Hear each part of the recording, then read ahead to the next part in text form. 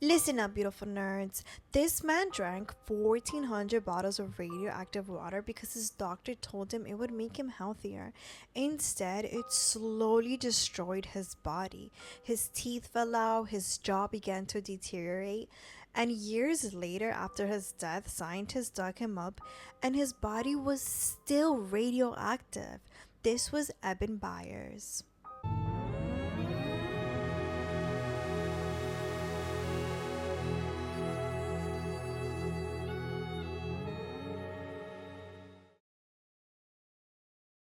Eben Byers wasn't just anyone. He was a wealthy American industrialist, a well-known socialite, and the 1906 U.S. amateur golf champion. He was educated. In 1926, unfortunately, he injured his arm after he fell from a berth of a sleeping train, and the pain wouldn't go away, so his physician recommended a product called Radithor.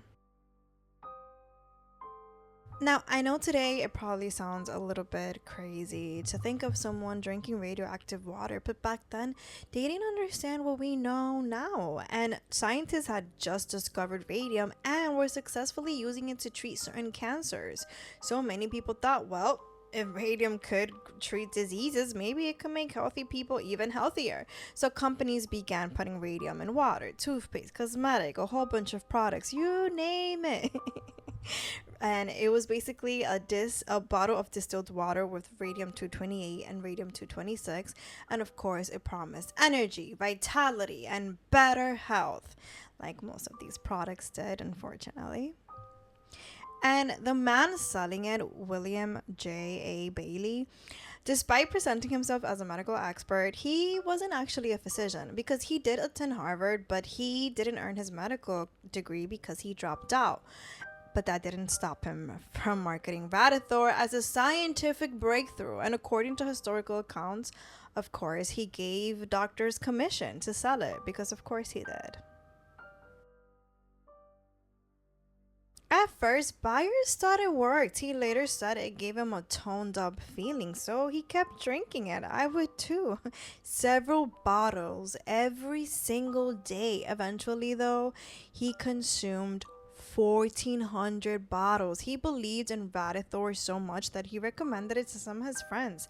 He sent them entire cases, and according to Time magazine, he even gave some to one of his horses.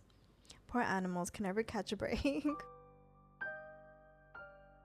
But the radium wasn't giving him energy, unfortunately. It was instead entering his bloodstream and gathering inside his bones. Then everything changed. He lost weight, he developed severe headaches, his teeth began falling out, his jawbone began to die. The damage was so severe, nerds, that surgeons had to remove nearly all of his upper jaw except two front teeth and most of his lower jaw. That is absolutely devastating. By now, Radithor had become impossible to ignore. The Federal Trade Commission had begun investigating the company behind it and the claims that William Bailey used. So they wanted a testimony from the product's most famous victim, Eben Byers, but he was too sick to travel, so they sent attorney Robert Wynn. He went to Byers' mansion, and later on, he described the visit by saying, "A more gruesome experience in a more gorgeous setting would be hard to imagine." Inside this beautiful mansion was a man who could barely speak. His head was wrapped in bandages. Nearly all of his upper jaw and most of his lower jaw had already been removed. When also reported that the remaining bone throughout his body was also slowly disintegrating and holes were forming in his skull. That's so sad.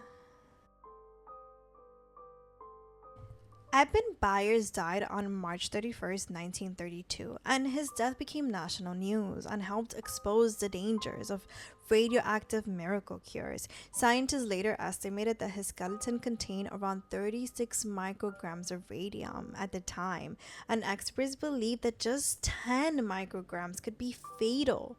But the story doesn't end there, because more than 30 years later, scientists dug him up to study the effects of radium poisoning.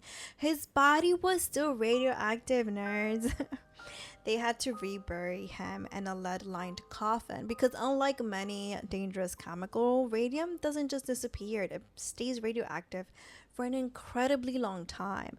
And the man who sold Radithor, William Bailey, he never went to prison, but the Federal Trade Commission took action against his business, ordering it to stop making these claims about Radithor's supposed health benefits, and also that claiming that it was harmless, because it wasn't. One of history's most famous warnings is the danger of believing that every scientific breakthrough is automatically safe. Thank you for watching, my lovely nerds. I am Glory from Archives of the Century. Stay safe, stay weird, stay curious. I'll see you in the archives, my historian friends.